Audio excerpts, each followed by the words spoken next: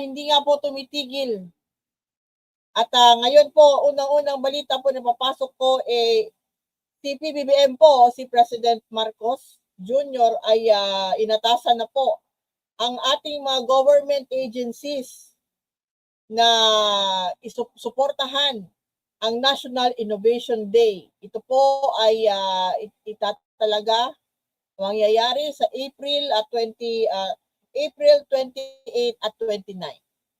At ito po ay circular number 115 na inisyu po ni ES Ralph Recto na inaatasan po ang lahat ng opisina ng gobyerno na makilahok sa mga aktibidades na ito na gagawin sa April 28 at saka sa 29.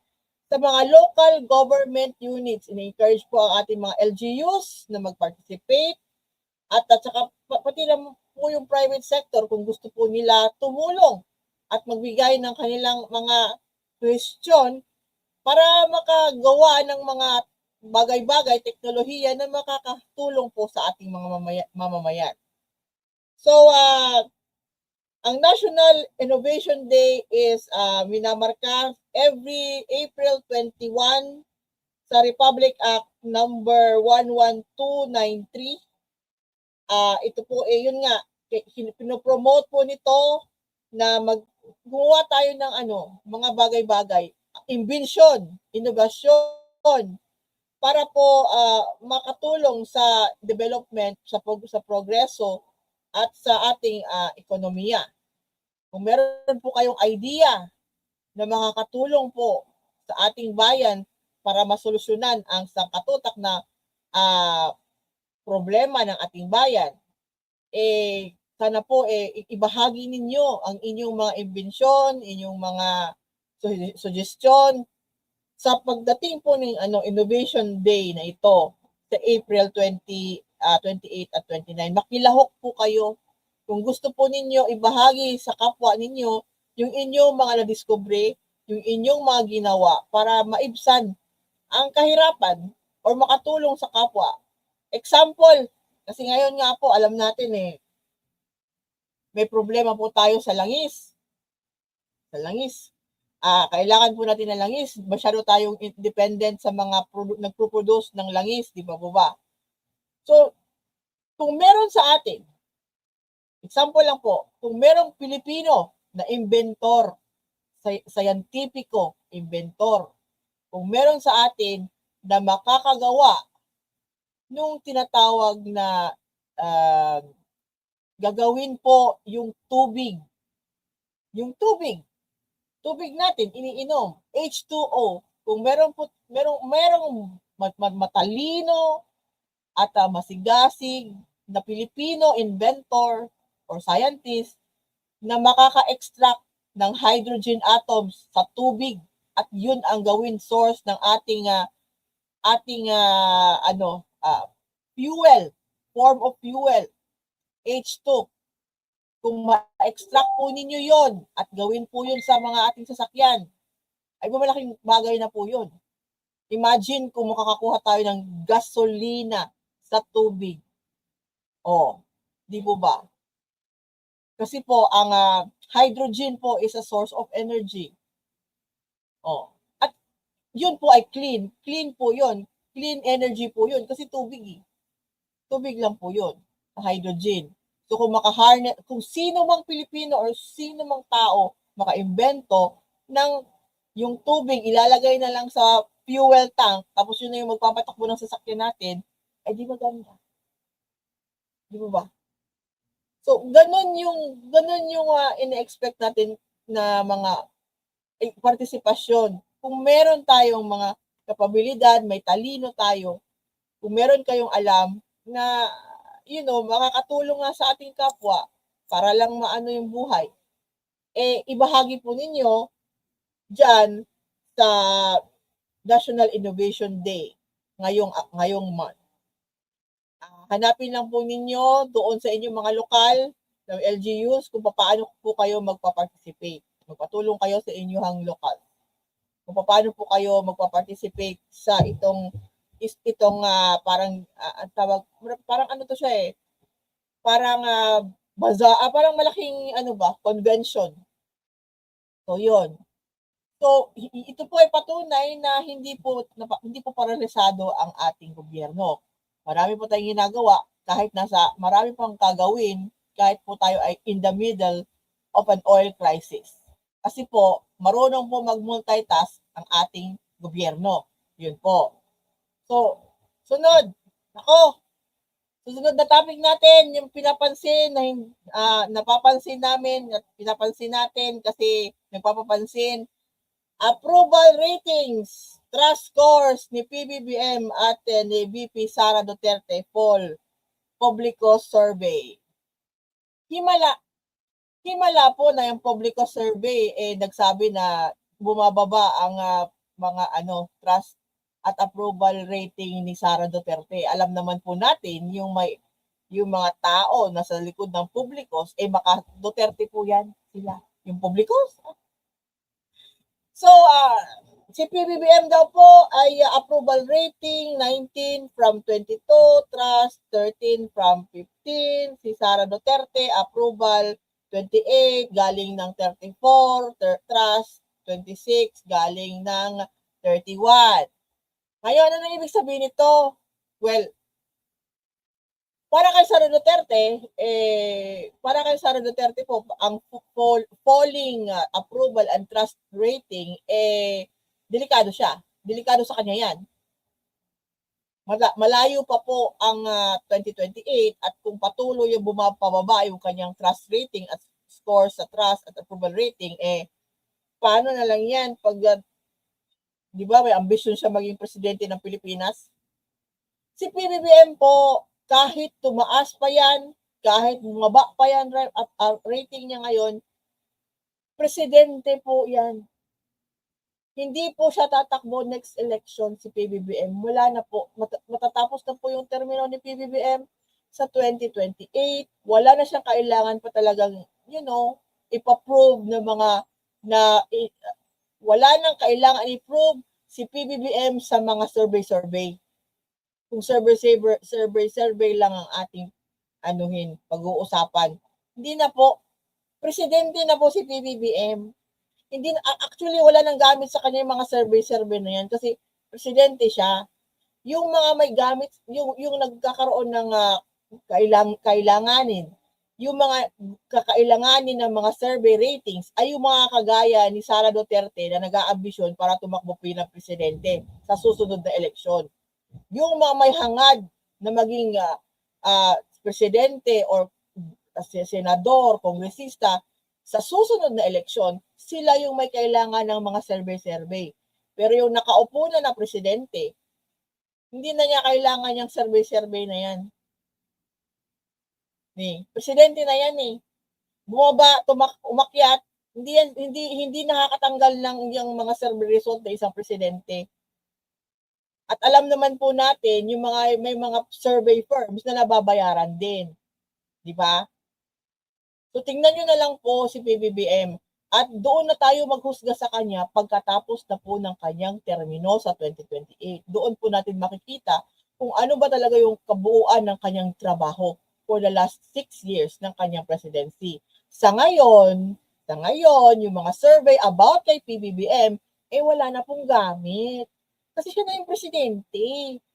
Nung hindi pa siya tumatakbo, nung October siguro, nung mga 2022, before the election, presidential election, up to the run-up of the May 2022 election, importante po yung mga surveys. Yan po yung gauge ng chances na magiging kang presidente or whatever. Pero sa ngayon, presidente na siya bakit pa kayo si-survey? Yung surveyhan talaga niya, yung kagaya ni Sara Duterte, nag-aambisyon. Yung mga ambisyosa na gusto maging presidente. Pero ngayon, sinasabi, himala ng Publicos, na bumababa daw yung survey niya. Well, siya yung dapat mag-alala, si Sara Duterte, kasi siya yung may ambisyon maging presidente. Si PBBM wala na. Hindi na. Tapos na siya sa 2028. Nagtatrabaho yung presidente. Mag-survey kayo, kahit zero pa ninyo si PBBM sa mga survey nila, siya pa rin presidente ng Pilipinas. Diba? Hindi siya matatanggal basta-basta. ng mga survey result ninyo na pwede naman pagbayaran. Pwede lutuin, di ba? Yung mag-alala sa mga survey result nila ay yung may gustong mag-ambisyon, kagaya ni Sara Duterte na nag-announce na tatakbo siya pagka-presidente. Yan sila dapat yung maging conscious sa kanilang mga survey results, survey scores. Sila dapat. Si PBBM hindi na, wala na pakialam si PBBM sa mga survey ratings kasi presidente na siya eh. Hindi niya na yan need. So, yun nga, himala at nakitaan na bumaba sa publikos pa man din, nakitaan na bumaba ang survey ni Vice President Sara Duterte na ewan ko. Next, breaking news. Si Manang Amy, continuing po pasaway. Nagsimula si Manang Amy magpasaway noong March 30, 31, at sige pa rin siya nagpapasaway. At kagaya po doon sa House of Representatives na si Leandro Leviste, yun yata yung counterpart ngayon ni Manang Amy sa lower house, si Leviste. Ay kagaya po ni Leandro Leviste, si Manang Amy ay nangungulit at nagdidemand sa ICI, Independent Commission of Infrastructure, na I think na-defunct na po yesterday. Nung isang araw, March 31, yun po yung last day ng ICI. At alam po natin, before sila po hindi na nag-ooperate yung ICI, natapos na po yung kanilang trabaho, natapos na po yung kanilang investigasyon, bago po sila naging defunct na isang komisyon, pinasa na po ni ICI Commissioner Andres doon sa NBI at saka sa DOJ ang kanilang mga findings, ang resulta ng kanilang investigasyon. At ngayon, si Manang Amy sa Senado at si Leandro Leviste sa lower house ay nangungulit sa ICI na i-release ang buong report ng flood control probe. Manang Amy, nandun na sa DOJ at saka sa NBI at saka sa ombudsman. Nasa ombudsman naman ang Amy yung mga papel. Bakit hindi mo kulitin si Boying? Si ombudsman Boying ang kulitin mo, nandun na yung papel, sinamitin na kanila doon. DOJ, nandun na.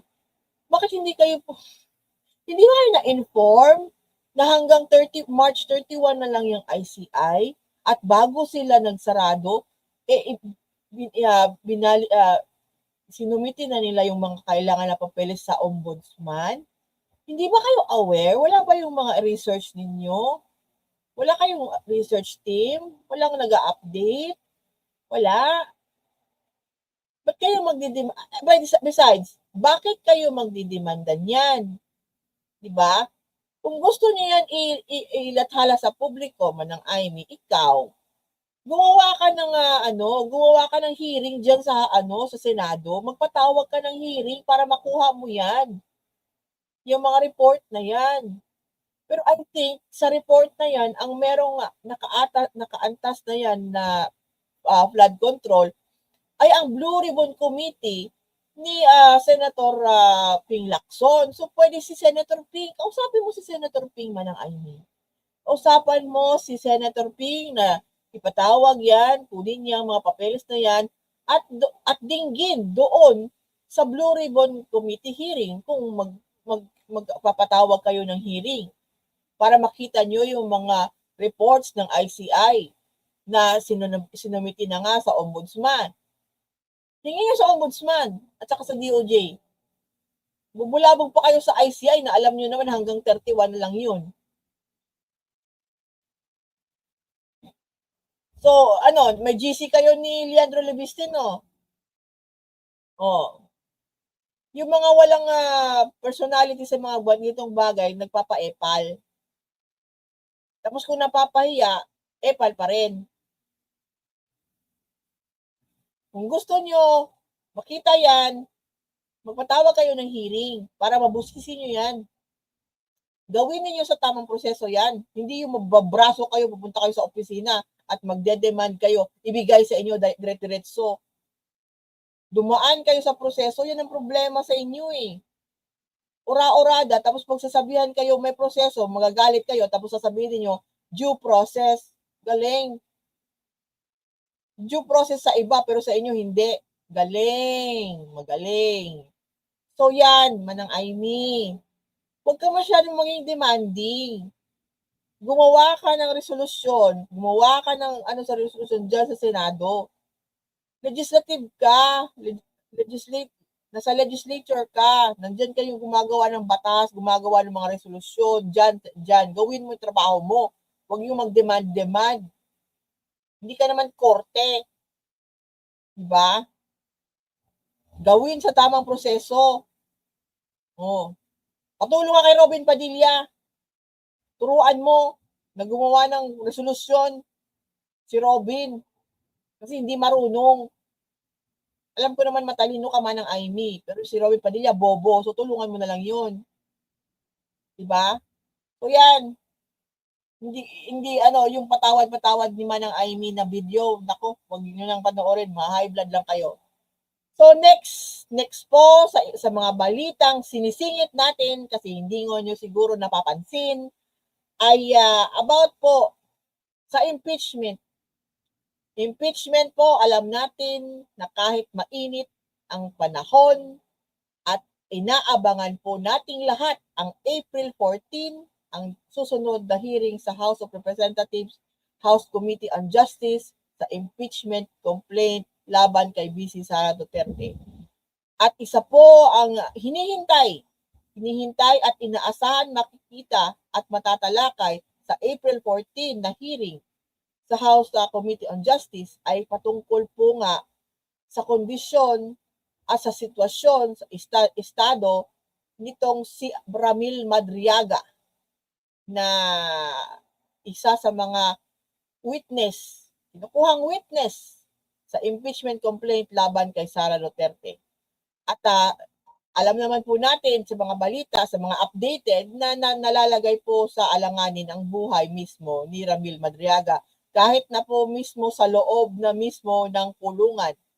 So, ang suggestion po ni Representative Adyong na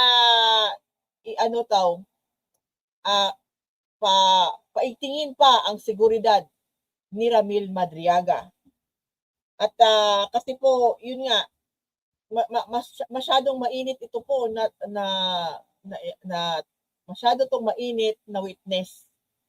Sa lahat ng nag-witness laban kay Sara Duterte sa impeachment complaint, ito po si Ramil Madriaga ang pinag-iinitan ng kampo ni Vice President Sara Duterte.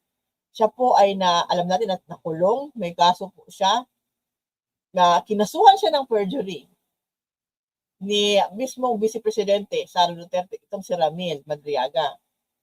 At it seems na siya ang pinakakatakutan ng kampo ni Vice President Sara Duterte. Kasi po yung iba pong mga resource persons na ipapatawag kagaya ni yung mga dating DepEd, yung pong mga dating DepEd na opisyal, si former Undersecretary Gloria Humamil Mercado na nagsabi, umamin na nakatanggap siya ng mga envelopes na may laman ng 50,000 pesos kada buwan for 9 months noong year 2023. Meron po sila, madami po sila, bali 4 po sila nagpasabi na nakaka-receive sila. At mismo nga yung natatawa nga ako, yung mismo abogado niya na si attorney Michael Powa nung doong dating during the hearing nakasabi po siya na siya din ay nakaka-receive ng envelope. Pero siya po ay nag-aabogado ngayon kay VP Sara Duterte. Susulat po rin about yon, may video po kami noon para po i-remind natin si attorney Michael Powa sa kanyang sinumpaang salaysay doon sa hearing na yon sa House at i-remind natin na siya mismo rin nagsabi na nakakuha siya o nakatanggap siya ng envelope na may pera. Meron pong yun video at hintayin nyo lang po sa aking page sa Facebook, The Political Labandera 4, sa write-up na yun. Kasi nire-research po yun lahat ng aking sinusulat sa aking page. Kaya medyo mahabang proseso. So yun nga po, ito pong si Madriaga ang tinututukan talaga ng kampo ni VC Sara Duterte, pero sa aking palagay, in my personal opinion, kung ano man po yung sasabihin ni Madriaga patungkol sa impeachment, supplemental na po yun. Importante siya, pero kasi siya yung daw tinasabing na missing link. Siya yung missing link para ma-explain sa atin kung saan napunta yung confidential funds. Pero after that testimony, after that, yung mga other testimonies na binigay ng dating mga nasa DepEd, yung mga testimonya ng mga army officials about doon sa tinatawag na resibo ginamit ng DepEd nila, na wala naman silang yung youth summits na pinapatawag na wala namang ginamit ng DepEd ang resibo ng AFP, ganun ba? Yung mga facts na po to, yung patungkol sa pagsusulat ni Chief of Staff Zuleika Lopez ng OBP sa Commission on Audit, na sinasabihan ng Commission ng Audit na huwag ibigay sa House of Representatives ang mga hinihinging datos regarding sa mga patungkol sa mga auditing ng opisina ng Vice Presidente. Binabagan po yun. Obstruction po yun. Uutusan mo yung COA na huwag ibigay yung mga hinihinging dokumento ng House of Representatives. Yun. So, abangan po natin sa April 14, yun po yung schedule after the Holy Week ng pagbabalik ng hearing ng impeachment ni Sara Duterte. At sa ngayon po chill lang po kasi nga Holy Week. Pagkatapos nga ng Holy Week, balik na po ulit ang lahat sa kabisihan. So, next po, topic. Sabi ko nga po, kahit po in the middle of the Holy Week, in the middle of the oil crisis, ang ating bansa po ay naghahanap ng paraan para makaroon ng maibsan-ibsan at maka-add pa ng supply ng langis dito sa bansa. Alam naman po natin na sinabi na po na meron tayong supply ng magtatagal hanggang June 2026, pero hindi pa po rin yun enough. Hindi pa po tayo dapat magkampante kasi ongoing pa po ang digmaan doon sa Middle East. Kahit na po I think kanina or kahapon na lumabas po ang news, nagsabi po ang presidente ng Amerika, United States, na si Donald Trump, na in 2 or 3 weeks daw, sabi niya, sa mga global updated na news, sabi po ng presidente ng Estados Unidos na in 2 or 3 weeks daw baka mag-pull out na sila sa Iran. Baka. Gayon pa man ang ating pong gobyerno ay lumapit po sa Iran. Meron po tayong diplomatic ties sa Iran. Meron po ang Iran embahada dito sa atin. So ang ating bansa ay nakiusap sa Iran kung pwede imarkahan ang Pilipinas na non-hostile country. Para yung ating mga order na mga langis galing sa Middle East, sa Saudi, sa Kuwait, galing doon na parte ng mundo, ay palawigin, padaanin sa Strait of Hormuz, na ngayon ay kinokontrol pa rin ng Iran yung Strait of Hormuz. So ang ating move dito makiusap or pakiusapan ang Iran na mismo via sa kanilang diplomatic representative dito, yung ambassador, na kung pwede, wag tayo mag-isipan ang Pilipinas na kalaban kahit na po kaalyado natin ang Amerika, ang United States. We are a non-hostile country. Wala tayong problema sa kanila. Wala tayong labot. Hindi tayo kasali sa problema nila doon. Kahit tayo mga kaibigan lang. So, yung mga ganun ba, yung kanila nangyayari doon, Iran, Israel at United States, sa kanila yon. Tayo ay naaapektuhan lang. So wala naman siguro mawawala kung makikiusap tayo sa Iran na wag tayong tingnan na kalaban dahil kaibigan natin yung kalaban nila. Yung mga ganon ba? Wala naman po itong problema. Ang nagkakaproblema dito, yung mga taong tinitingnan na problema ito. Oh. 'Di ba? Meron po pa ring mga tao na kahit sa pagdiplomatikong pamamaagi, sa diplomatikong pamamaraan ng kagaya nito, makikipag-usap tayo ng disente. Meron pa rin pong mga tao na magkakaroon ng problema sa pamaagi na to, sa way na to. Kasi po yung mga, lalo-lalo na po yung mga bastos tsaka mga balahura na mga Duterte supporters, hindi po nila to makikitaan ng kabutihan na ang Pilipinas ay makikipag-usap sa Iran para lang bigyan ng safe passage nga sa Strait of Hormuz yung ating mga in-order na doon na langis na galing sa Middle East. Hindi sila. So ang advice kanina sa akin, pinento ko po yan sa asawa ko. Maybe may mga nagrereklamo pa rin ng mga tao na nakikipag-usap yung country natin, nakipag-usap na sa Iran. Diretsyo na sa Iran. Tapos meron nagagalit na bakit daw ganon, na hindi daw negative agad ba, hindi daw tayo tutulungan ng Iran kasi nga kaalyado tayo ng Estados Unidos. So, sabi ng husband ko diretsyo, yung mga tao na yon, yung mga nakakakita ng masama pa rin makipag-usap,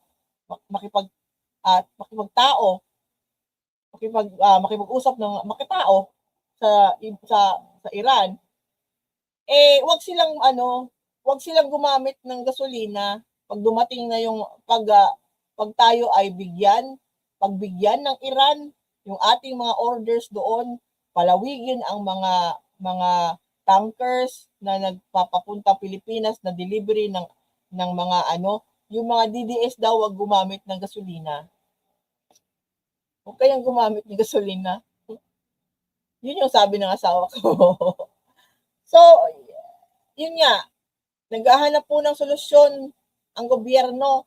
The least thing we can do for the government and our countrymen right now is wag po tayo maging pasaway. Wag tayong mag-add sa sakit ng ulo, sa init ng araw, sa init ng ulo, sa pasakit. Kung meron po kayong suhestyon nga, magbigay kayo ng suhestyon. Pero pag bibigay rin kayo ng suhestyon, ayusin po din ninyo, hindi yung bastos. Tapos na po yung era ng kabastusan actually. Tapos na po. Hindi na po yun yung kabastusan ngayon. Hindi na po umiiral. Hindi na po uso yung kabastusan ngayon. Magaya po nangyari doon sa Davao City, yung concert nga ni Basti Atarde ng Wolfgang. Doon makikita nyo ng mga bastos doon. Very, very unprofessional yung very unprofessional yung heckler na yon. Ano nangyari? Di inalis siya doon. And it happened in Davao City, and that one, it somehow represented the ugali of most of them living there in Davao City. Bastos.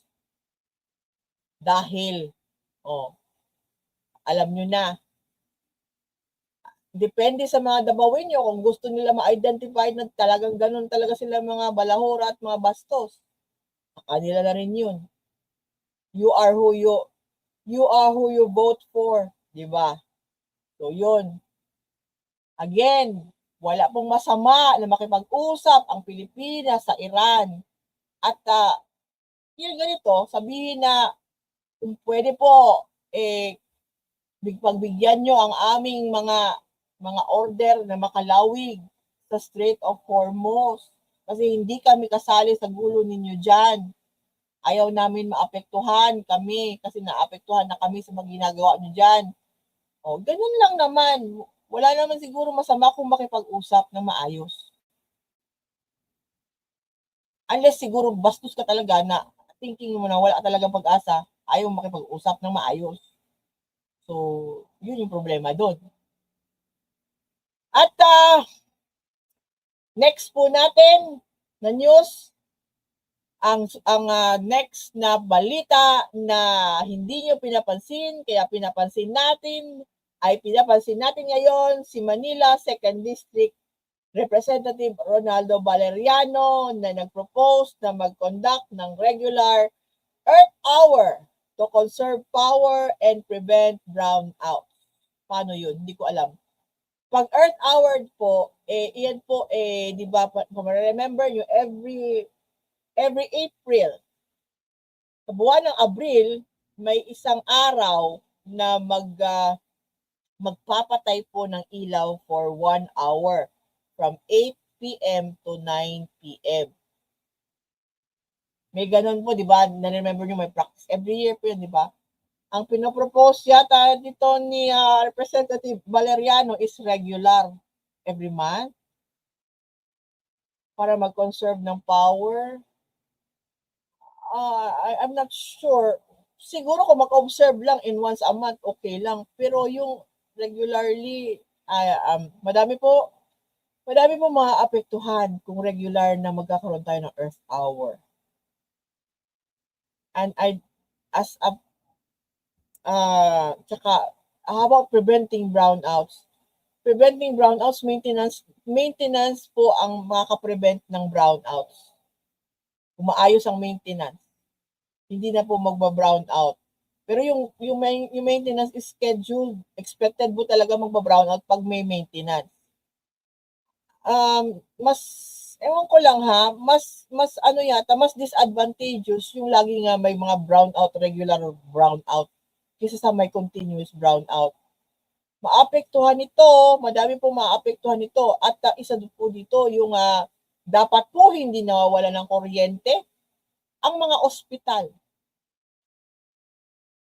Ang mga ospital po ay isang establishmento, isang branch ng ating gobyerno, isang branch ng society natin na hindi po dapat nawawalan ng kuryente. Ang ospital, public, private, nakasalalay po dyan yung mga life, tawag dito, mga ventilators, resuscitators, yung mga machine na nakaano sa mga pasyente.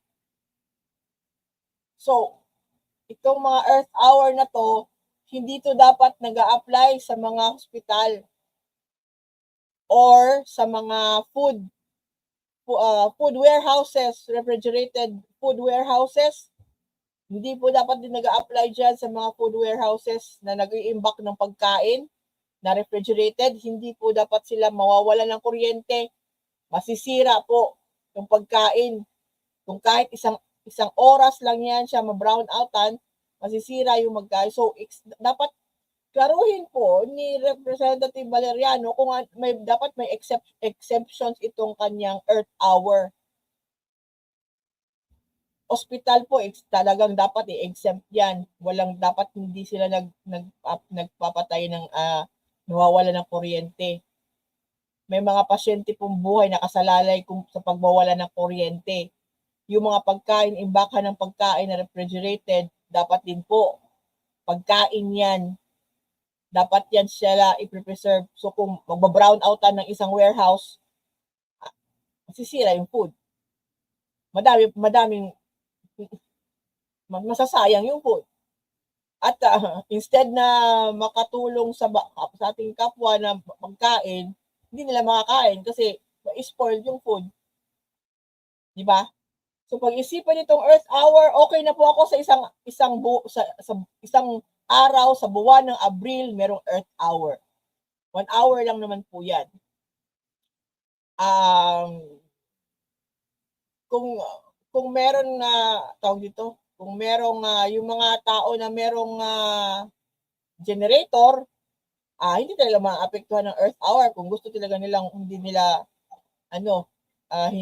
gusto magkaroon ng brownout. At ang napapansin ko kasi po, ang Earth Hour ginagawa sa gabi. 'Di ba? 8 PM to 9 PM. Yun yung Earth Hour. Can I suggest kung kayo po ay mag-Earth Hour, magpapatay kayo ng kuryente, pwede ba gawin ninyo sa morning? Gawin ninyo yung Earth Hour ninyo sa morning na maliwanag po, na hindi madilim. Huwag po ninyo gawin yung Earth Hour sa gabi.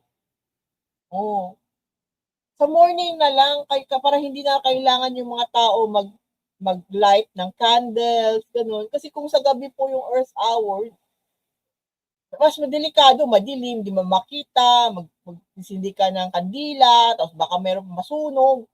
Kung mag-Earth Hour sa morning na po, maliwanag, 1 hour lang, sige, ma-endure tayo ng 1 hour na walang kuryente sa morning.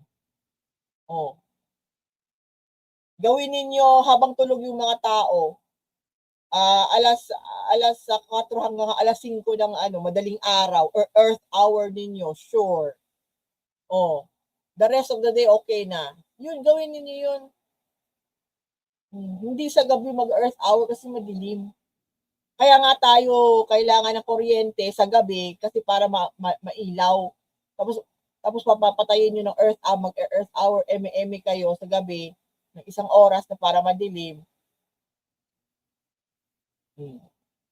Tapos may madisgrasya pa, pati.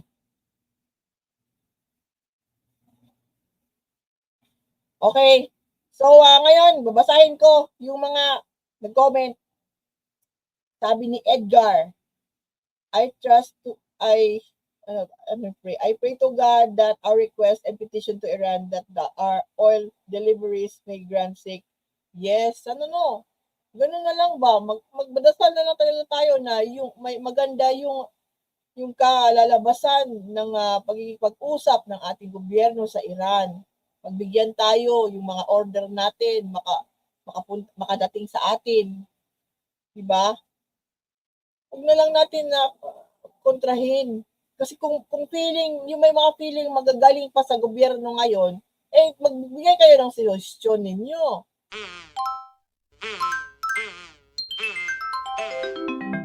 Kukulango.